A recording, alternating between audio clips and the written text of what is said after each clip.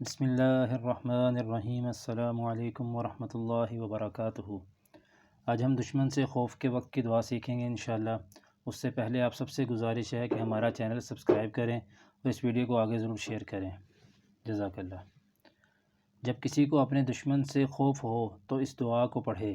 رسول اللہ صلی اللہ علیہ وسلم جب کسی سے خطرہ محسوس کرتے تو یہ دعا پڑھتے تھے: اللہم انا نجعلک فی نحورہم ونعوذ بک من شرورہم۔